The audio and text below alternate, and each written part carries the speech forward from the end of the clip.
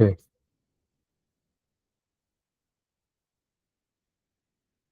Okay. Today, I will we will continue the discussion on double free uh, that we left off last time.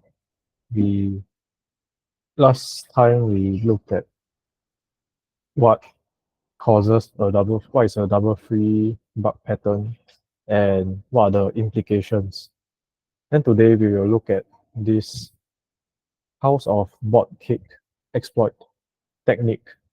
Um, and in this exploit technique, we will look at how to get an arbitrary right primitive from a double free by exploiting the allocator that is in glibc. So we will be referring to this one, House of Botcake. Well, I'll also do a demo of how we can come up with the exploit ourselves.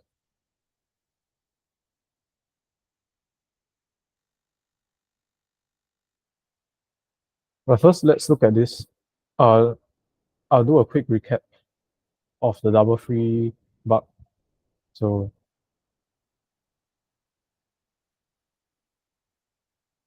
what happens is we have memory, let's say X, we allocate uh some some number of bytes to it.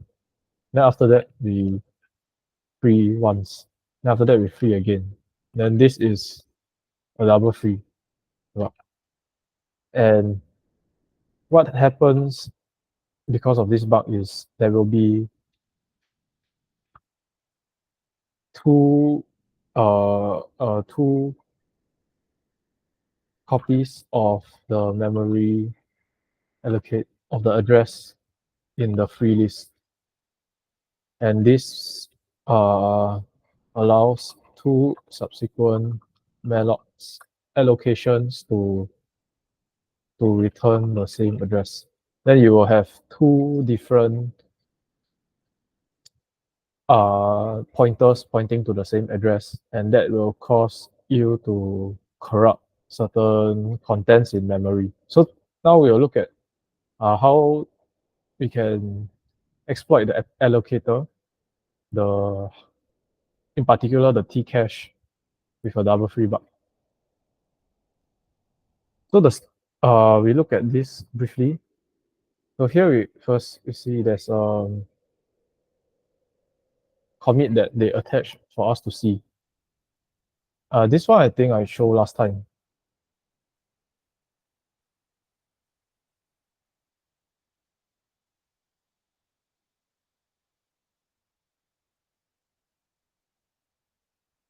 So this one I showed last session. This is the code that the Tcache uses to detect double free. I won't repeat this because we looked at this last time already. You see, if it sees that the same address has been freed before, it's already in the free list, then it will say double free detected in Tcache. Looking back at this, in this exploit demo, we will try to get a malloc to give us a pointer to memory address that is not in the heap. For example, the stack, which means that we use malloc to give us an address to the stack. And that will allow us to overwrite contents in the stack, such as the return address. So now I will try to go through the attack step by step, and let's see what we can do with it.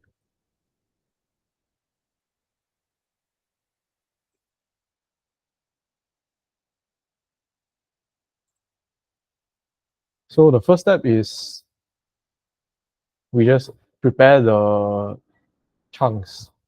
We prepare 7 chunks.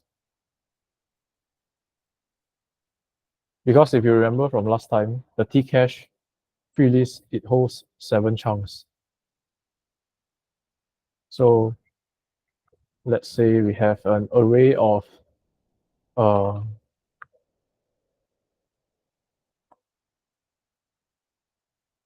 the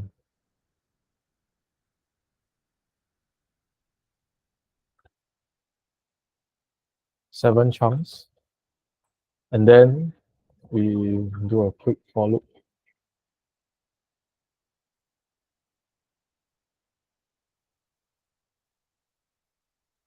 Okay, so this time we allocate a very big size. This will we will look at we know the reason later. So allocate a very big hex 100. Last time the demo I chose a quite small size. Okay, then now we also step 2 is we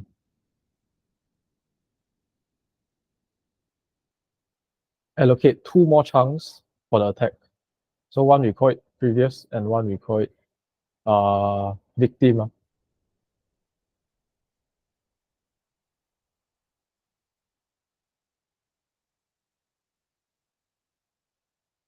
So over here they use in pointer t. This is uh yeah, maybe this is a better choice. So in pointer t is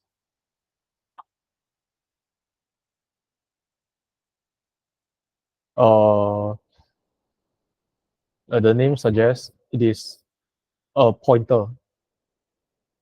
So the benefit of using this is you can access the contents of the memory. You treat the underlying contents as a pointer. So if I do char pref equals to malloc 100, it means that we have a array of we have a buffer that is filled with chars. So this means that we have hex 100, which is 512 chars. But if we do it this way, in pointer t,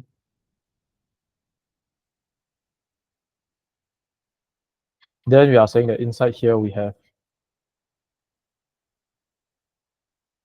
hex this hex 100, but we must divide by the size of in pointer, which is 512 divided by 8, which is 64. 64 in pointer. So to make it, okay, I think I need to import standard int.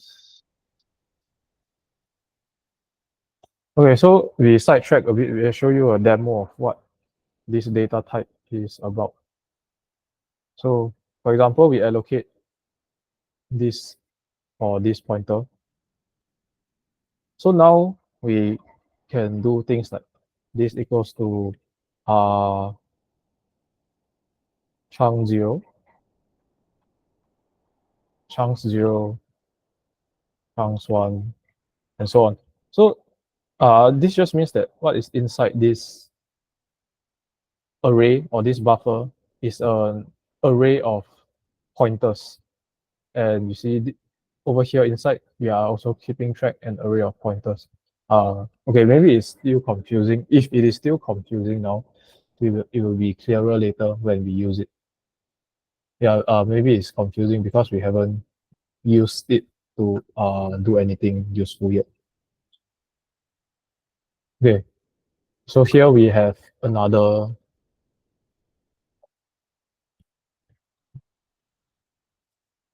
uh, allocation. So we have 2 because this is for the attack. We will do something called consolidation, which we will see later. So now we can free fill up the T cache, free the chunks to fill up the T cache free list. So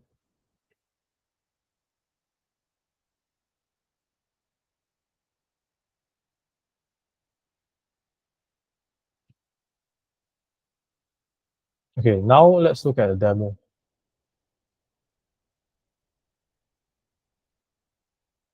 Again, I will put a breakpoint here.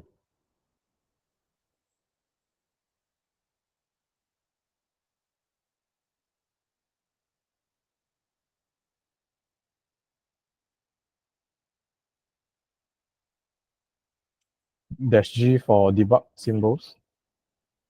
So I will open this in the GDB and run. Then we reach a breakpoint here. Now let's look at the contents of the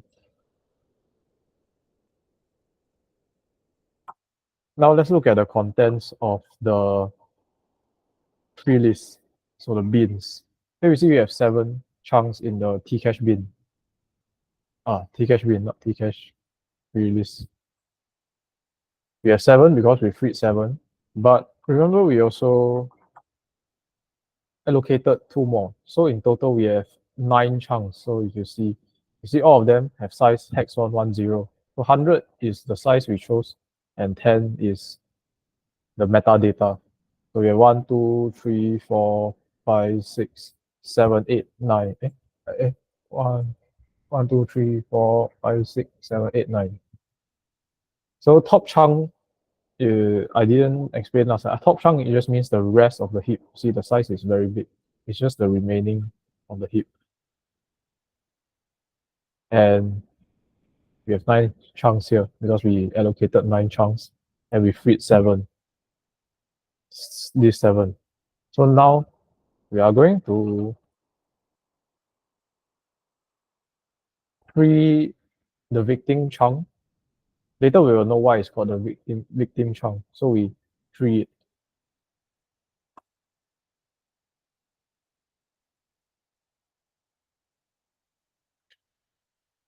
And we put another breakpoint.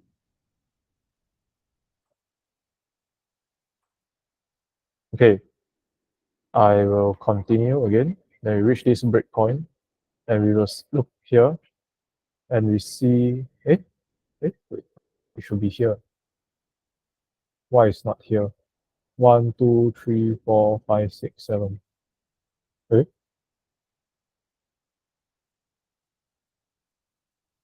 Hmm.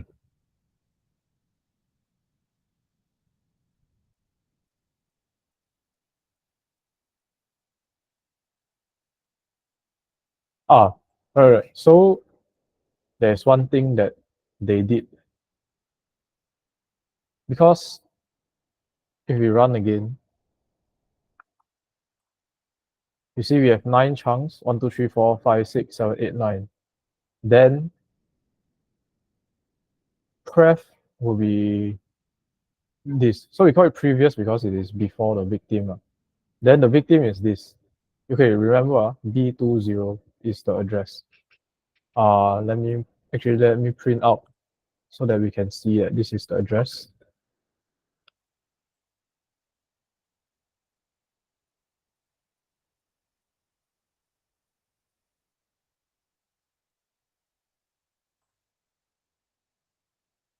B20. Victim is B20. Okay, now we see got one more chunk. I think this one is created by printf, because printf also call malloc. I think this is by printf because we didn't have this just now. So let me comment this out because I think it may affect our demo.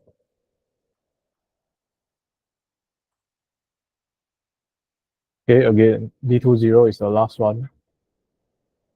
And then after we free victim, let's look at the chunks again. You see now the top chunk, is at B20 now. It was C30, but now B20. So what happened was, since it is just right above the top chunk, there's no need to add it to a free list. So the allocator just combine them together. So this is what they call consolidation. So here, that's why they allocate one more to prevent consolidation. So we should do the same thing. Just allocate a very small region, block, so that we don't have consolidation.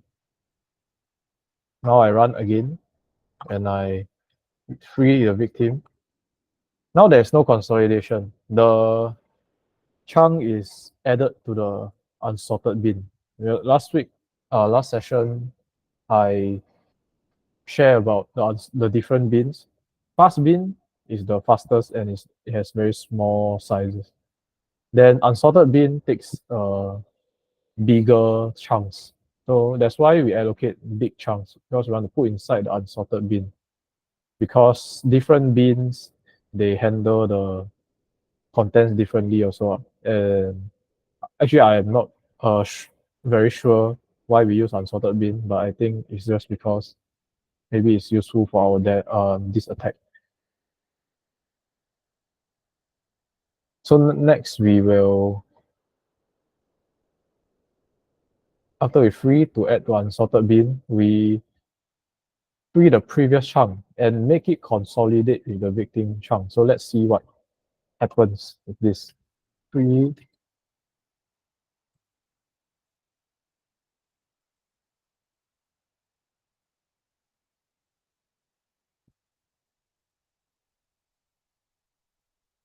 Okay, put a breakpoint here.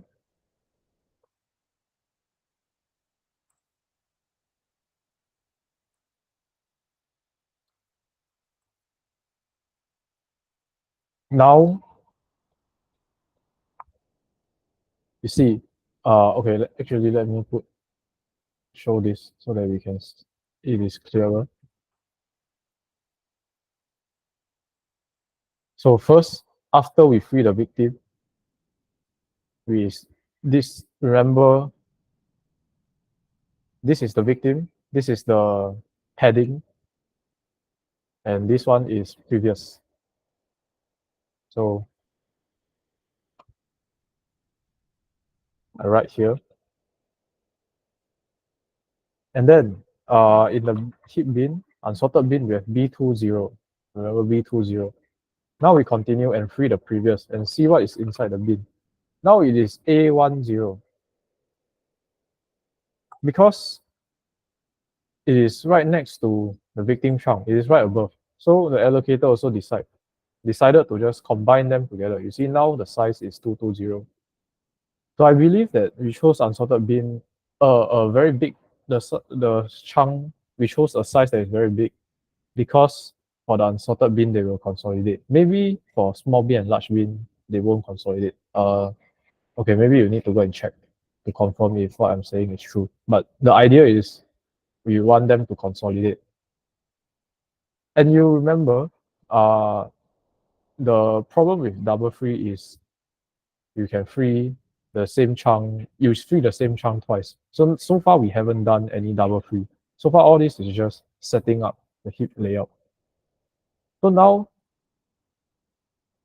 we continue and you see what happened. What we do is we want to add the victim chunk to the T-cache list, T-cache bin by taking something out of it and free the victim again. So what does this mean?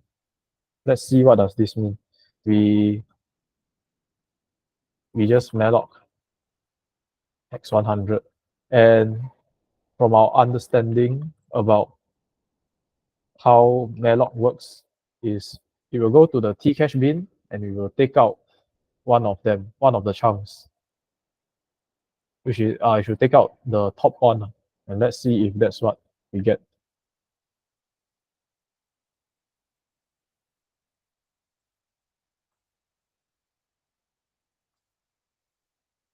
So I print rex. Okay, I should have this.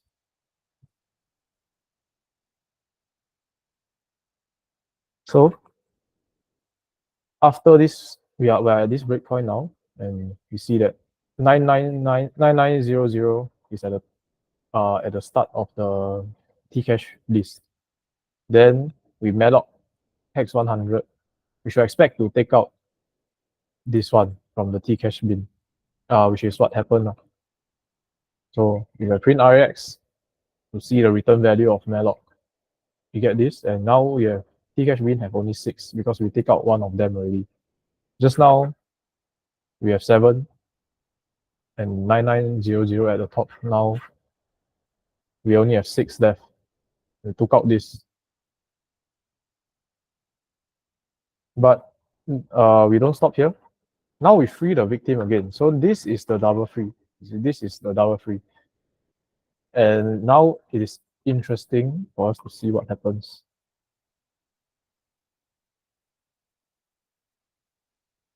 So this is before the free. Let's see. We have 6 in the Tcash bin and 1 in the unsorted bin. This is previous. This is pref, if you remember. Victim is B20. But also in the chunks, we see pref and victim, they combine together to be one chunk already. So what actually will happen?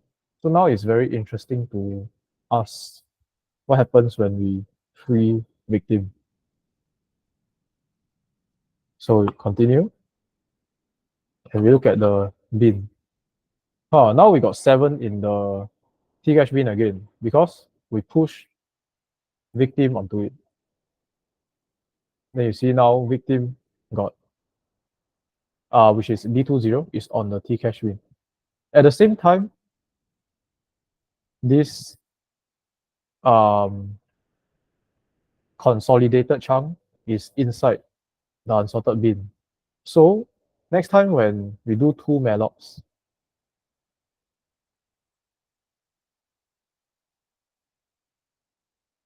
uh,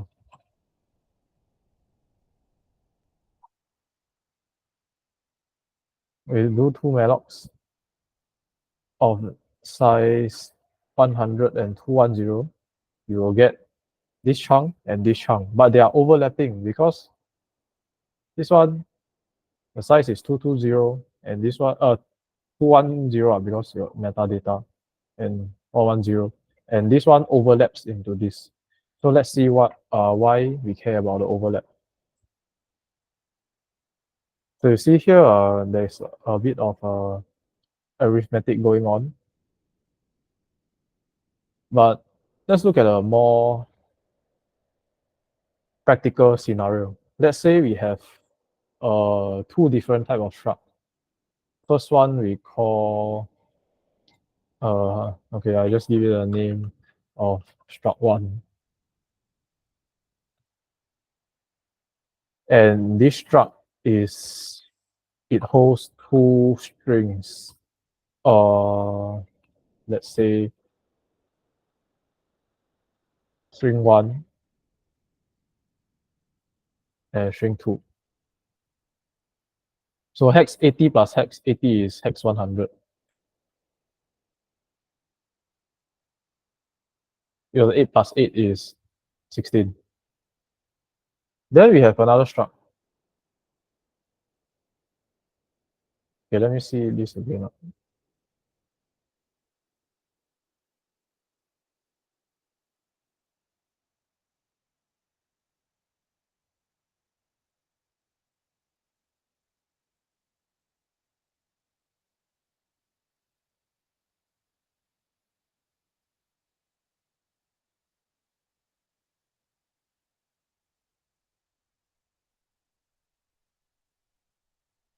Wait, I think I made a mistake. Let me see again.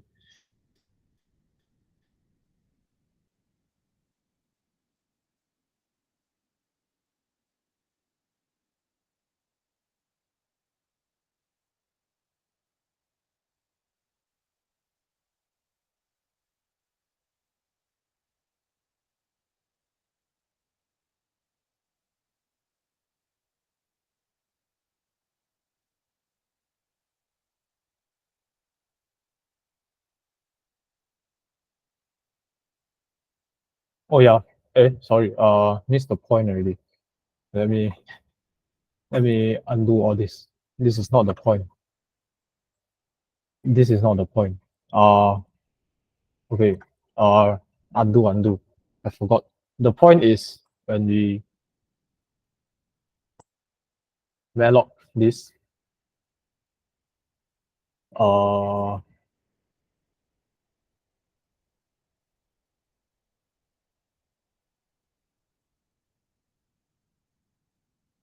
okay, the important point is this overlapping primitive. You see, I forgot what I want to do.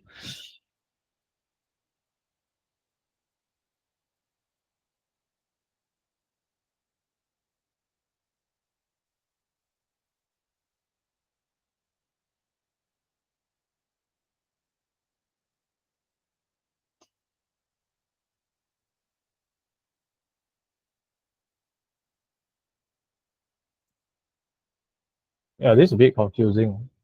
This is supposed to, you're supposed to be able to get this, but I think they forgot to do the exploit for this. But we figure it out by ourselves.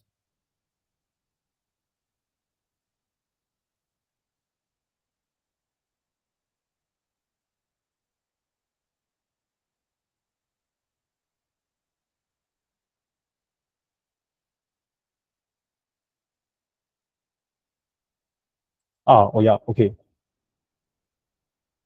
Let me redo this. Okay, again, if we have struct one,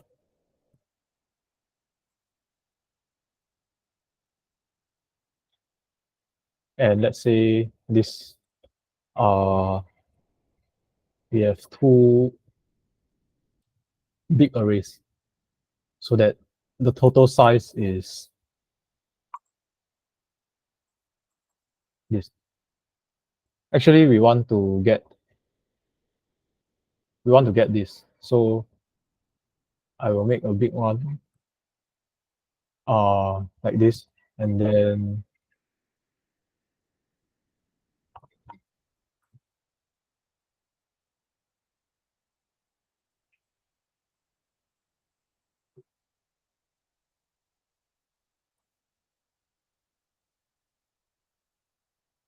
okay, this I put temporary name first.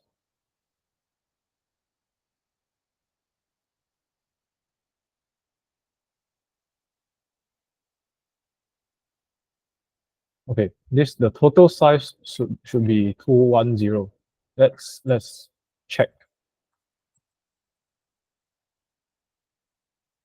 So I want to print size of this struct.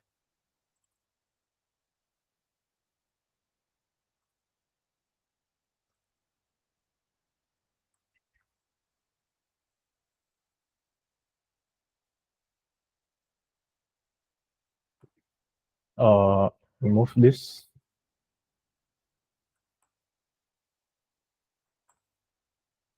Okay, the size is not what I want it to be. It should be, let me put in hex. So it's hex 210.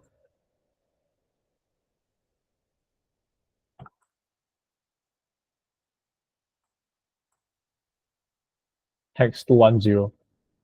So when we allocate this struct,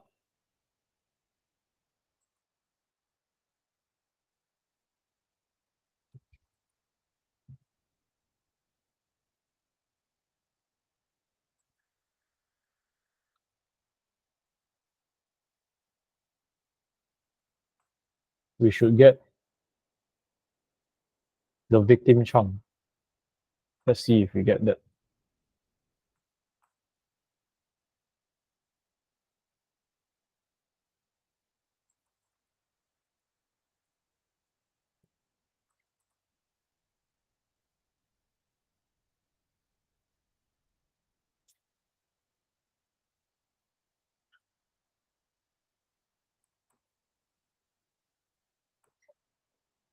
Okay, keep bits. We have this size 220. So when we allocate 210, we should get A10. Let's see if we get that. A10. So correct, we get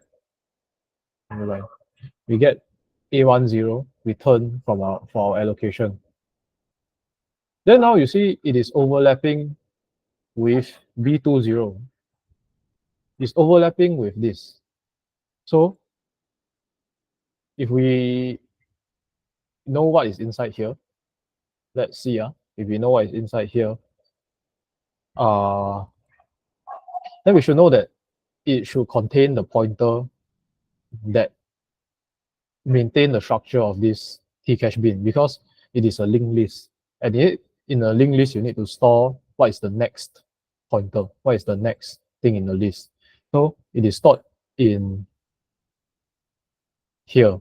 So let's see.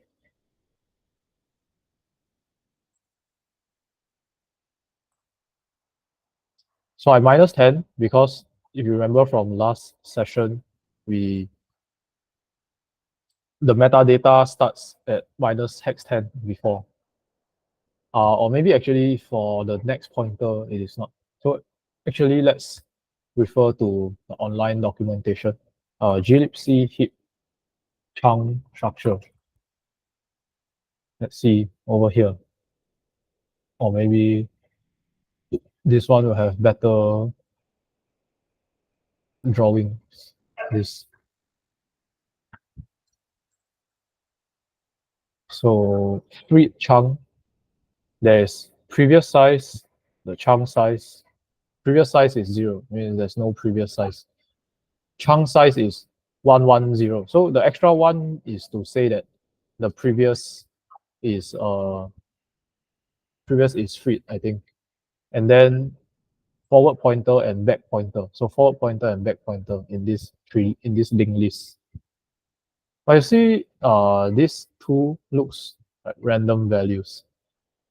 If you remember from the last session, we looked at how they obfuscate this pointer, this forward back pointer. Let me try to find the formula. I think luckily last time we went through, so we have the formula here. This protected pointer equals to, why I don't write like this?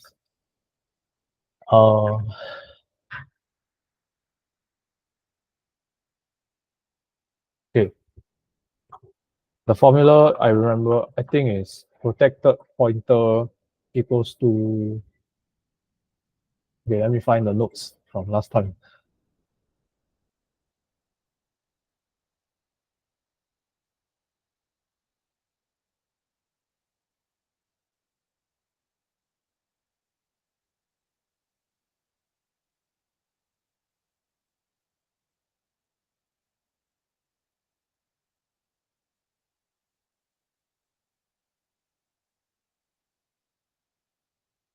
Okay, I found the commit. So this one is the commit. So they do this protect pointer and review pointer. So protect pointer, they use this formula. So the current position, right shift by 12 and XOR with the actual pointer that we are saving in here. So now this one is protected. We want to review. So review pointer is protect pointer, blah, blah, blah, this. So let's try. Address of the pointer, which is this. So we print, substitute here is this, XOR, right shift, 12, and then XOR with the contents. Put bracket. This is the reviewed pointer. So this is the next thing in the linked list. You see, this one looks like just random value because it's at the top of the linked list. So we don't need to care about what's before it already. It's at the top already. Okay, we do one more demo. This, we look at this minus this, and then we do the same transformation. We take this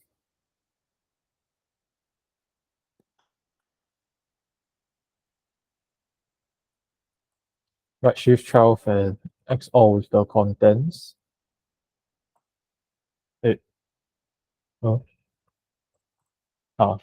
Then we get the next again. Next one 6E0. But you see this one is looks like garbage value. Let's try to review this pointer and see what is in here. I think there should be nothing because maybe the Tcache bin is singly linked list. Yeah, actually there's nothing here. It doesn't care about the back pointer. There's, I think the Tcache bin is only one way. It doesn't keep track of a back. It only keep track of a next. Okay. Anyway, back to this one. We know that we have struct. We have an object here that overlaps with this. So if we can modify the next pointer inside here through this struct, then we can modify what the allocator returns to us. And we see that in this struct, we want to modify this the first value, okay, the first value in here, which is this. So if you remember, our S1, it starts at A10. Then this is 110 means M1 is this and M2 is this. That's why I do it like this. So let's just print out the address to confirm. Let's see. Okay, now I can rename this to forward and back, just like how it was named over here. Forward and back. So we see what is the address of forward.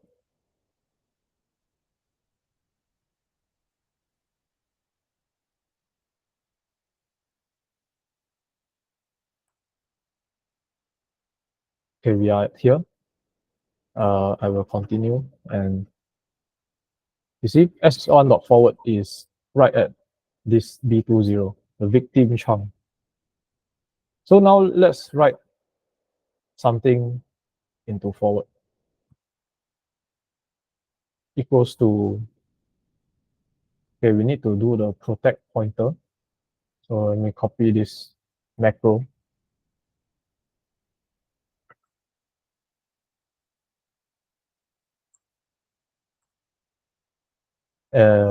Let's say we have okay, we just take something on the stack, such as, for example, this in value number equals to 100. So we want to let forward to be the address of number. So let's do protect pointer. Position should be this, and address of this number on the stack.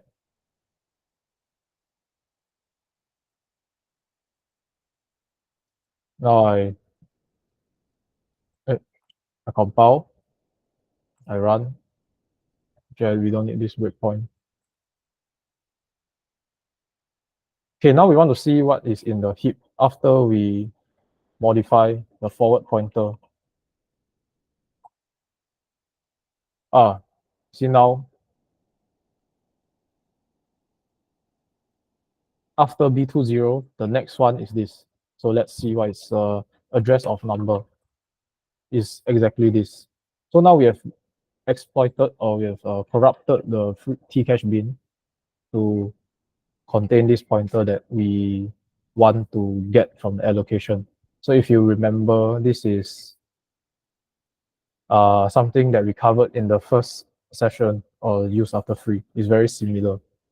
Okay, now let's finish up the exploit. We first do a simple malloc to get this one out first.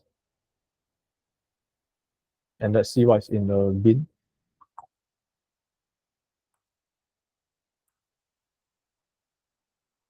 We have this in the bin.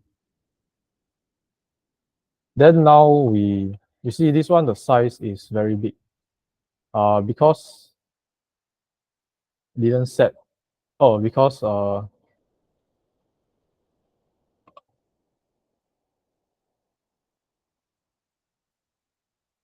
the size value in the metadata is this. This is probably something that is left over from up here. Uh, okay, now let's try to get a chunk from this. I hope we can get it. Not very sure. Okay, now we just allocate another struct, the same struct. I call it S2. And let me print the address of S2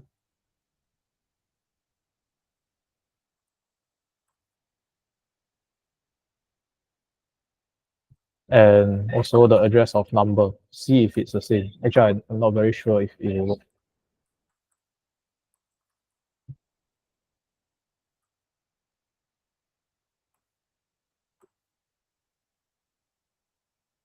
Oh, you get a random value. It's not the same as number. Why? Hmm. Okay, I put a breakpoint here and see.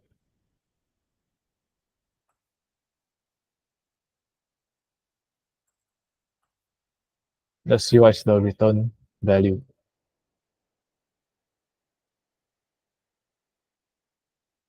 Is this? Oh, it is not what I want to get. I think it's because the size is. Oh, uh, okay, we try 100. Actually, I'm not very sure if 100 will give. I think it's because the size is very big, then it will not give me. I think we need to set this size to be smaller, but in this scenario, I'm not very sure how we do that. Hmm. Hmm.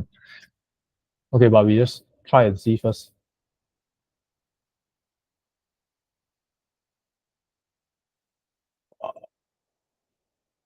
Okay, lah. Try this. Oh, cannot. Unaligned T cache detected. Okay, we try something even smaller. Oh, this is my breakpoint. Oh, cannot. I think I need to put this at the top of the stack. Okay, just for demo purposes.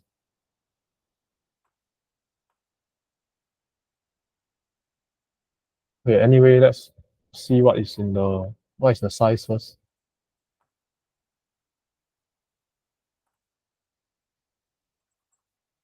Size is this. Yeah, yeah, I think the problem is the size. But let me see if last time I got try a demo, but I forgot where the file already. Uh,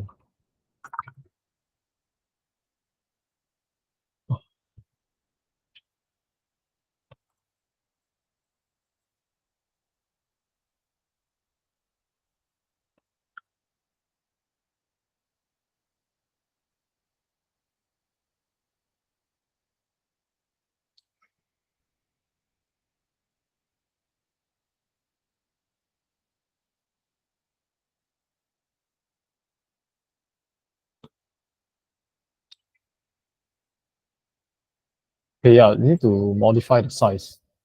Okay, this is actually not very easy. Yeah. Let's look at this again.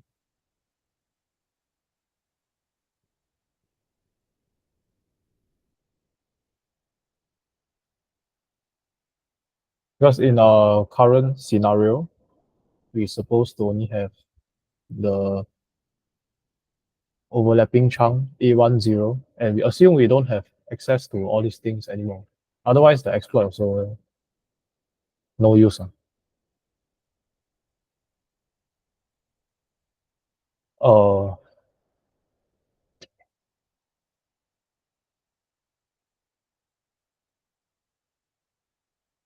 hmm.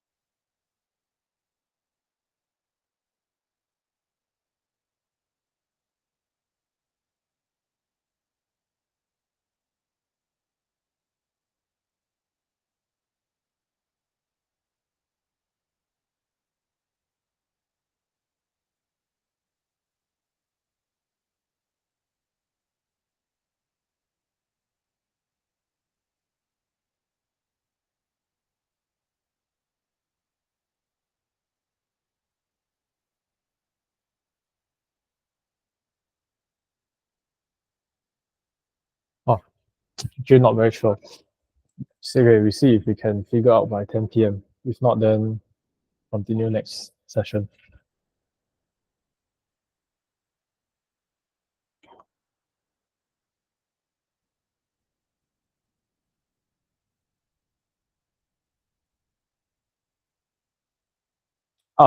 Okay, I got idea.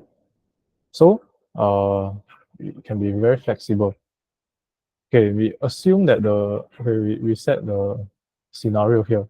We assume that we had in this scenario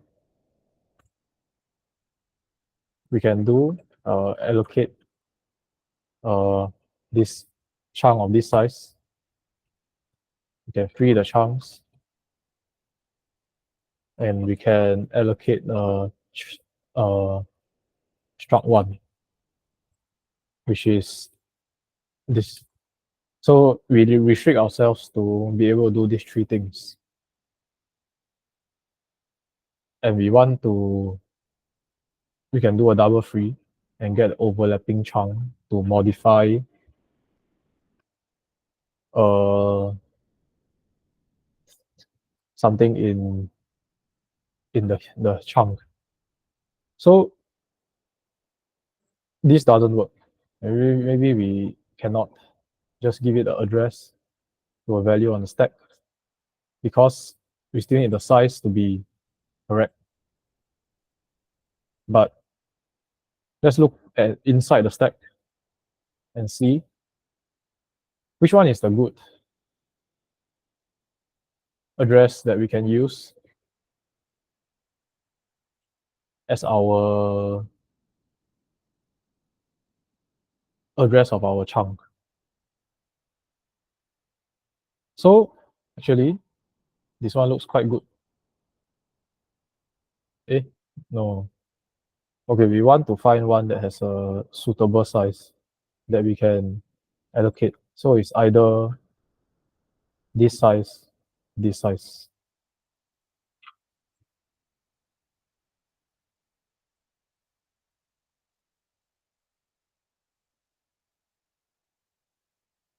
So we can search inside the stack and see if we can find a nice address with this value.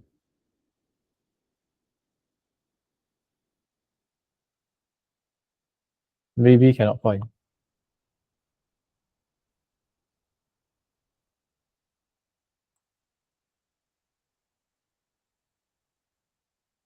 Okay, this one looks good.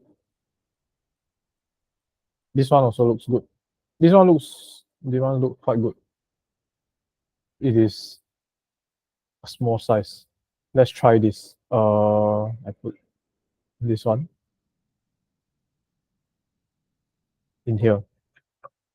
Just for demo for now. Later we will put this to be relative to number. But for now we put this.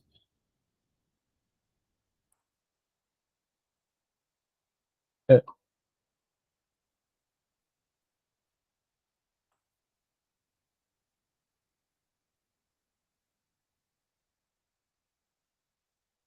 okay, run and see. Yeah. Okay. Oh, because of the breakpoint.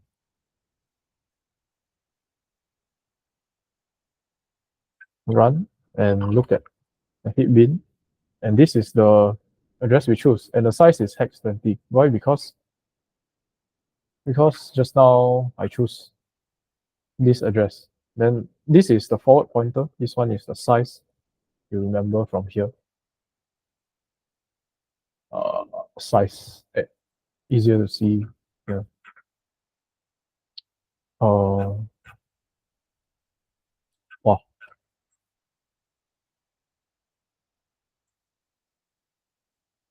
Yeah, cannot find.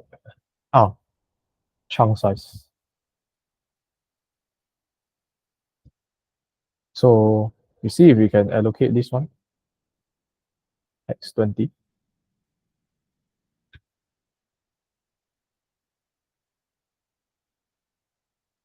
Do we get the this address?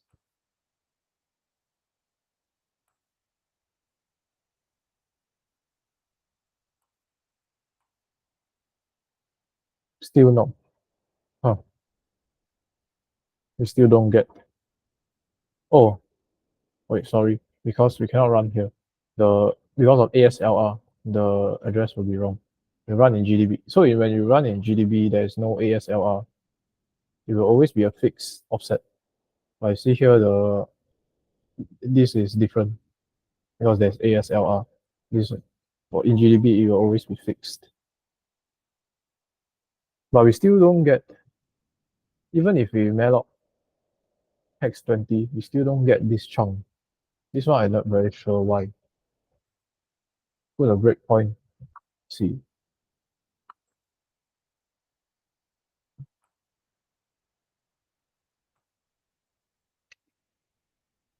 Okay.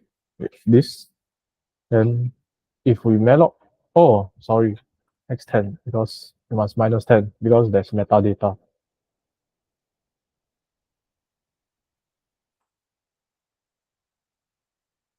Okay, continue. Um, one more breakpoint.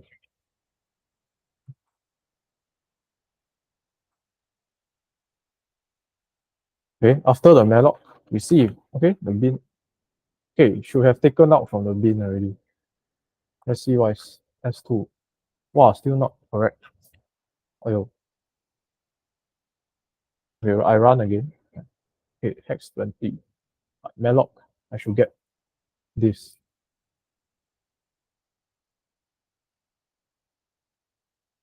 S2 equals to this. Okay, should be correct. But why? String. Huh, why is this tell me different things? Okay. Oh,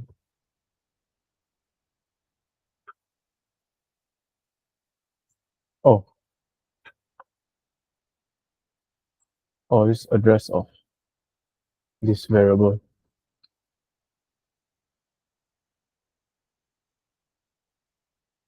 Hmm.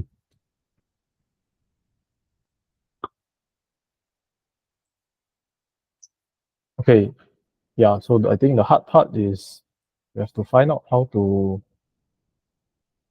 get this size. Okay, one last try. Try a different object on the stack again. Or we can check the GOT table. We want to find something that has a size that we can allocate. Okay, GOT table don't have.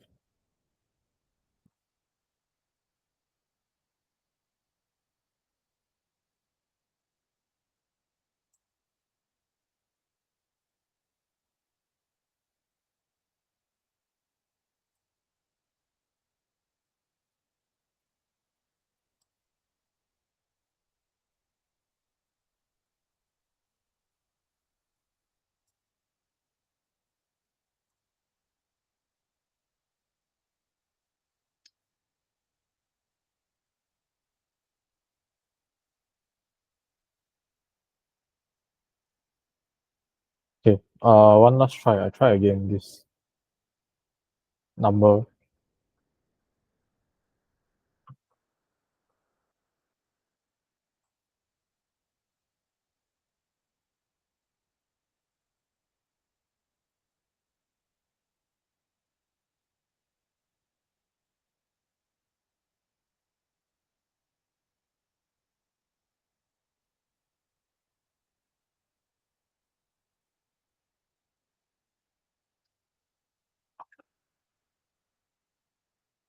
Okay, this is the size. Now, not sure whether, so the problem is we cannot get this chunk from the Tcache bin when we ask for a smaller size.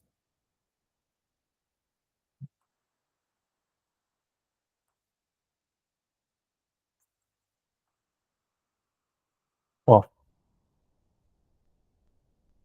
Oh, unaligned Tcache chunk. Oh, Okay, it cannot be 4, 4. It must be a line this.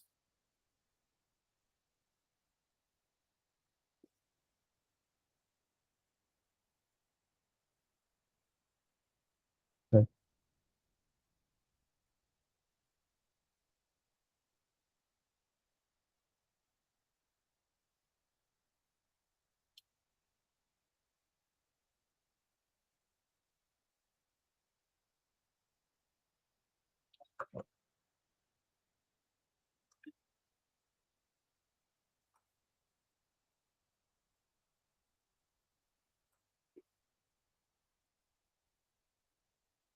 okay, this is the size.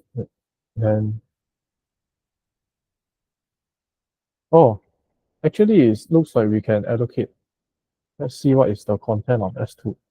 Oh, it actually can. I'm not very sure why just now cannot. Huh. Okay, now we complete the exploit. So over here, you remember we are over here, and what happened is we corrupted the next pointer of the first entry in the Tcache bin, and then we take it out with malloc so that now we have this uh stack this one that we put in here as the next pointer as the top of the Tcache bin. Then when we malloc again, we expect to get this one. I think because the size is so big, then as long as we ask for a size that is smaller than this, we will get it. I'm not sure why just now it didn't work, but we continue again, and we are here now, and we continue again, and if we print out S2 and number, eh, eh why just now work, but now don't allow?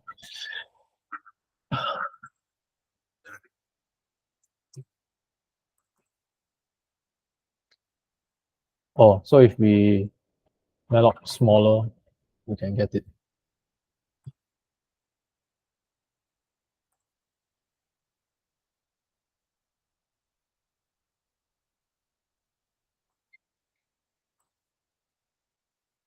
Okay, malloc smaller, we can get it. Now let me make this complete this make a more uh complete scenario.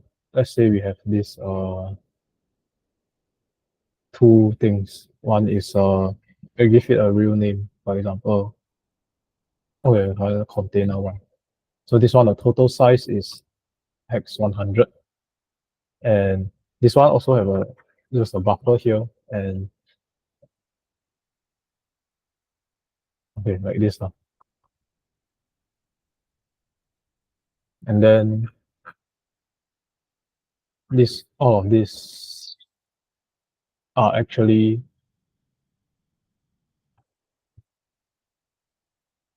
containers.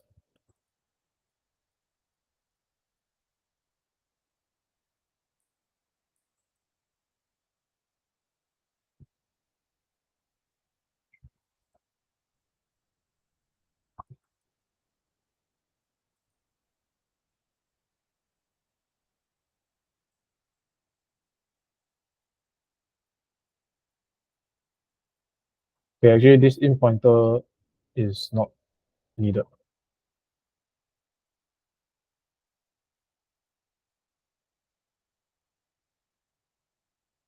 So in our scenario here, we have either a container or a struct, just two different constructs.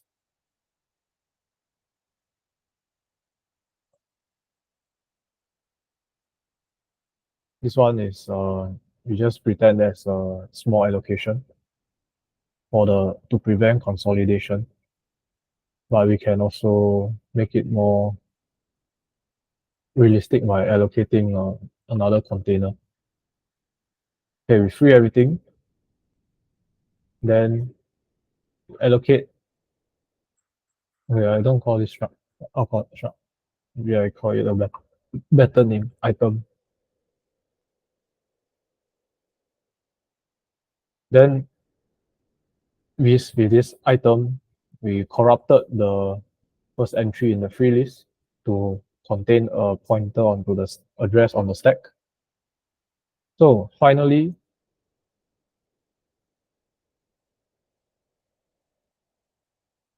we allocate a container again. Let's call this, okay,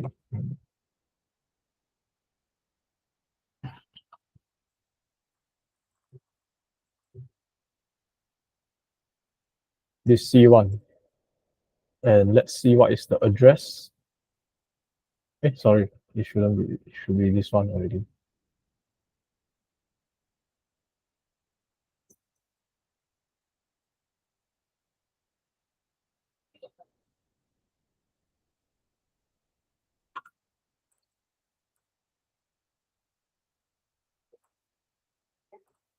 Okay, you see that C1 is just 4 bytes above number. Now, what can we do? We complete this exploit. Let's see what is the address of the address of number is this. Let's see where is the return address. It is here. Let's see what is the offset. This minus number. Okay. It is hex 74. But we want to plus 4 because C1 is 4 above number. So remember that C1 we have a array of hex 100. So let's look at the contents of offset hex 78 and we cast it as a int pointer.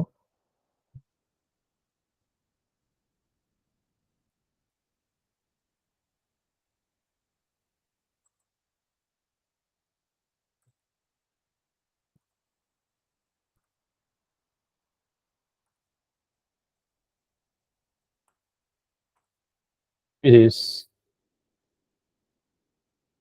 okay.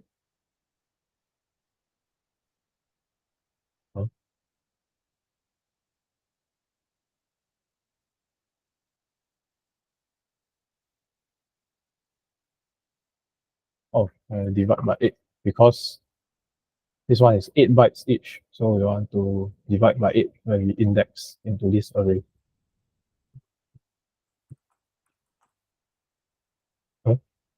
Eh? Oh, sorry.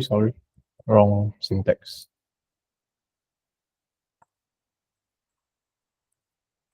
And this. So we take the address of at this index and then we convert it to a 8-byte value. So inside is this. Let's see if this is the value that we expect to see.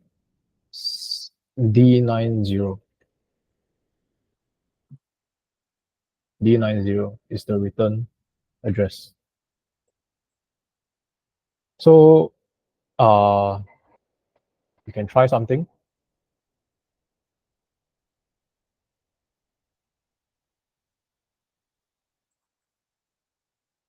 There's one gadget.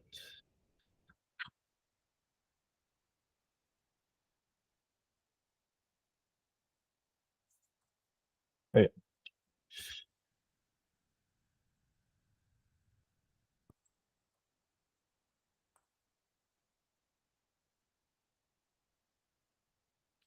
Okay, never mind. You can try yourself. But yeah, we can modify the return address here already.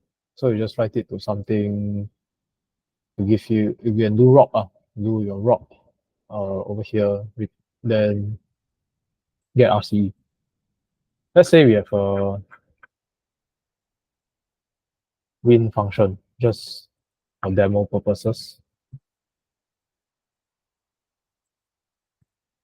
And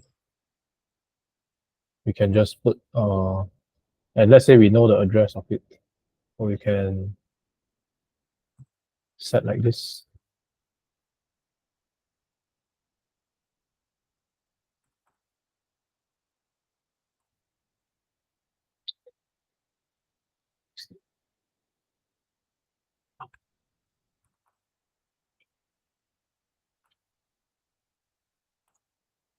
Okay, let's see what's in the stack. Should be the win function already. Okay, wait. I go next. Return. Oh, okay. This is just a ROP problem, both apps issue. So, okay, never mind. This is too complicated. The moral of the story is you got RCE on this already. Okay, so that's all for today. If you are interested, you can refer to this one and try to reproduce this yourself. I think this one is incomplete because it wants to malloc to return this, but they forgot. I think they forgot to do it. But if, to test your understanding, you can try to redo it yourself to get malloc to return address to the stack or address on the stack, and then with this you can do ROP.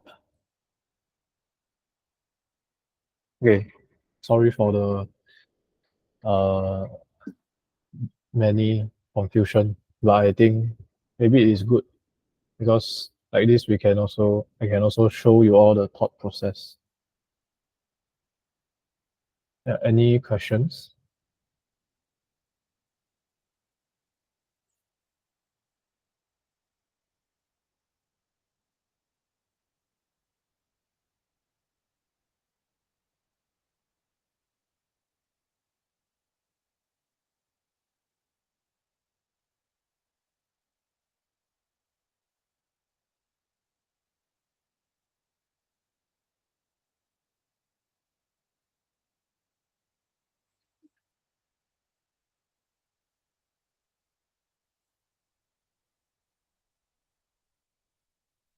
Hello. Okay. I So I think we can end here if there's no more questions. okay.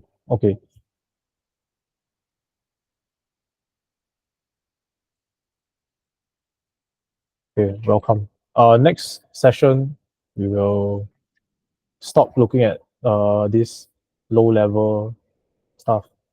I will share about reference counting, which is also a very common programming pattern that may lead to, if not handled correctly, will lead to use after free. The next one, we will look at a higher level, easier to understand. It's called reference counting. Reference counting. Okay. This. Okay. Never mind. This very theoretical.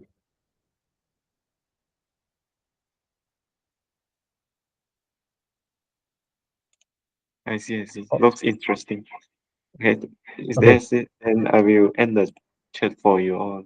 Okay. See you all next session. Bye bye. Good night. Bye bye.